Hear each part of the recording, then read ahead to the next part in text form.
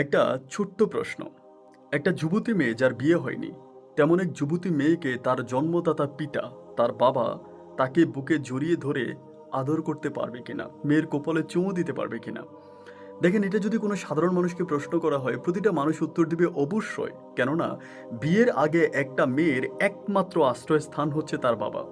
আর সেই বাবা কি তার জন্মদাতা মেয়েকে বুকে জড়িয়ে ধরে চুমু দিতে পারবে না, আদর করতে পারবে না? সবাই বলবে অবশ্যই পারবে, হ্যাঁ পারবে। কিন্তু ইসলামিক দৃষ্টিকোণ থেকে চিন্তা করলে, শরীয়ত মোতাবেক চিন্তা করতে গেলে, একজন প্রাপ্তবয়স্ক মেয়েকে, একজন যুবতী মেয়েকে তার বাবা কখনোই বুকে জড়িয়ে ধরে আদর করতে পারবে না, চুমু দিতে পারবে না। এটা শরীয়তে সম্পূর্ণ নিষেধ করা। আমি এমন একটা হাদিস শুনেছিলাম যে কোনো এক নবী, উনি উঠানে দাঁড়িয়ে আছে। অন্য একজন লোক ওনার কাছে এসে বলল যে, আপনার ঘরে আমার কুড়ালটা আছে, কাঠ কাটার কুড়াল, ওই কুড়ালটা আমাকে একটু এনে দেন। তিনি বললেন যে, না আমি এখন ঘরে যেতে পারবো না। লোকটা জিজ্ঞেস করলো, কেন? আপনার ঘরে কুড়াল, আপনি গিয়েই তো এনে দিতে পারেন, যাবেন না কেন? তিনি বলল, কারণ হচ্ছে এই মুহূর্তে আমার স্ত্রী ঘরে নাই, আর আমার ঘরে রয়েছে আমার যুবতী একলা মেয়ে।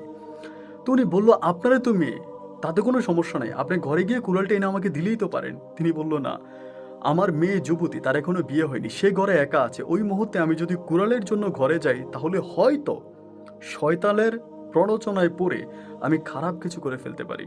যার জন্য আমার মেয়ে একা ঘরে থাকা অবস্থায়, আমার যুবতী মেয়ে একা ঘরে থাকা অবস্থায় আমি কুড়ালের জন্য ঘরে যেতে পারবো না।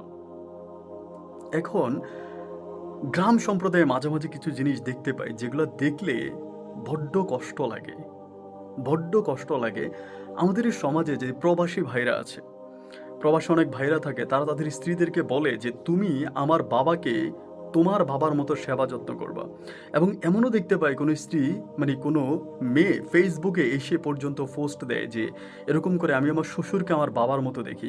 নিজের হাতে শ্বশুরকে গোসল করিয়ে দেয়, শ্বশুরকে খাইয়ে দেয়, শ্বশুরের শরীরে তেল মেসেজ করে দেয়, এবং শ্বশুর ঘুমাতে গেলে তার হাত পা মেসেজ করে দেয়।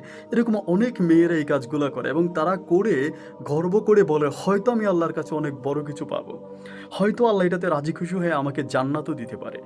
না বোন, আল্লাহ এটাতে রাজি খুশি নয়, বরং আল্লাহ এটাতে বিরক্ত হয়ে আপনাকে জাহান্নামে প্রদর্শন করবে।